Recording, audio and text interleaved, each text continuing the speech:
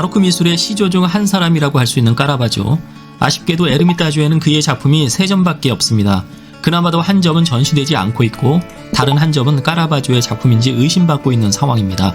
이번 영상에서 소개하려는 그림은 사실상 에르미타주에서 볼 수 있는 까라바조의 유일한 작품이라고 할 수 있습니다. 다행히 이 그림은 까라바조의 작품 중에서도 대단한 명작입니다.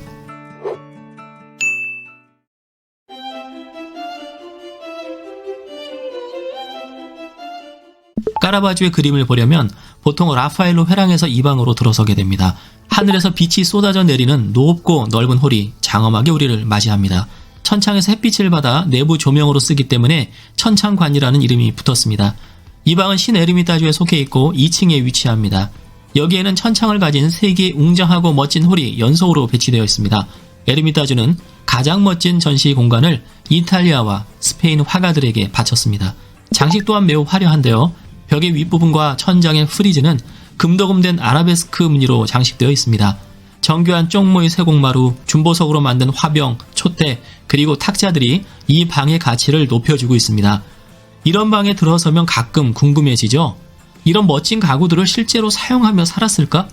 그러나 왕들조차도 실용적 목적이 아닌 장식용 또는 의전용으로 이런 가구들을 특별 주문하여 설치하곤 했답니다.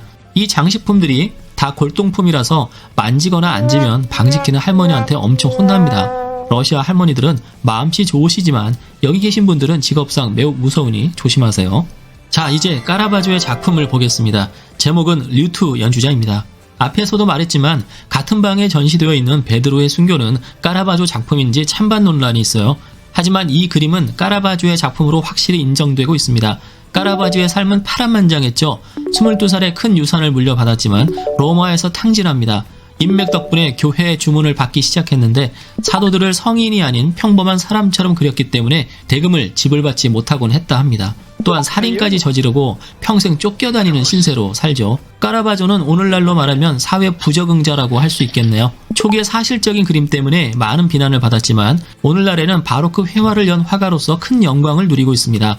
르네상스나 매너리즘 시대까지도 신화와 성경을 주제로 한 그림이 대다수를 이루고 있었죠. 교훈적 내용을 담은 잠엄한 역사화가 여전히 인기였습니다. 그런데 이 그림에서 까라바조는 신화나 성경 이야기가 아니라 일반 사람들을 그려요. 까라바조는 꽃미남을 좋아했는데요. 이 사람도 여자처럼 보이죠? 비슷한 그림을 영국 배드민턴 하우스와 미국의 메트로폴리탄 미술관에서도 볼 수 있습니다. 참고 그림 보여드리도록 하겠습니다. 모두 까라바조의 작품인데요. 까라바조는 이 그림을 너무 좋아해서 나의 명작이라고 불렀다 하는군요.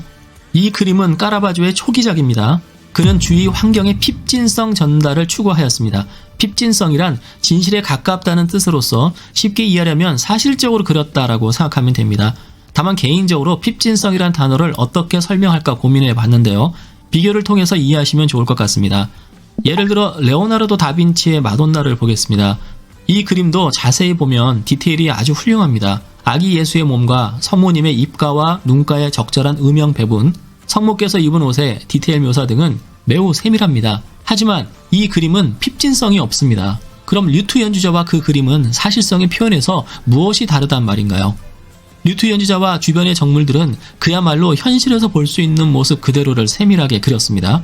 마돈나에서 성모께서 자애로운 모습으로 아기를 바라보고 아기는 세상을 바라보는 모습은 일상에서는 거의 찾아보기 어려운 포즈이죠. 게다가 성모와 아기 예수가 있는 방은 현실 속의 것이라고는 믿기 어려운 이상적 배치를 보여주고 있습니다. 즉 세밀한 묘사를 하였지만 전체적으로는 사실이 아니라 이상의 산물이라는 것입니다. 하지만 류트 연주자가 있는 방이나 과일, 악보, 화병, 류트 연주자가 입은 옷 등은 현실에 있을 법한 것들입니다. 즉 핍진성이라는 것은 사실적인 묘사와 더불어 실제 우리가 경험하는 일상을 표현할 때 쓸 수 있는 단어라고 생각합니다. 자, 이렇게 우리는 이 그림에서 향후 바로크 화가들에게 큰 영향을 미치게 될 까라바조풍의 회화 요소들을 발견할 수 있습니다. 흰옷을 입은 청년을 보세요. 어두운 배경과 선명하게 대비되지 않습니까? 얇게 떨어지는 음영 덕분에 사물들은 촉각적인 부피감을 느끼게 합니다. 까라바조는 주변 세계의 특징을 묘사하는 데 관심이 많았습니다. 이러한 특징은 청년의 감성적인 얼굴과 정물 묘사에 매우 잘 나타나 있습니다. 시들어가는 꽃, 흠집난 서양배, 금간 류트, 해진 악보의 세밀한 표현을 보세요. 음표 하나하나가 다 표시되어 있어서 음감이 있는 사람이라면 바로 멜로디를 읊조릴 수 있을 정도입니다. 악보의 곡은 자크 아르카델트가 쓴 You Know That I Love You 라고 합니다. 그 사랑의 현재 모습 또는 결말을 사물 속에 담아냈는데요. 어떤 결말일까요? 안타깝게도 정물들의 손상된 상태를 볼 때 사랑의 실패를 의미하는 것 같네요. 이 그림에서 당시 정물화에 유행하던 알레고리 표현을 찾아볼 수 있습니다.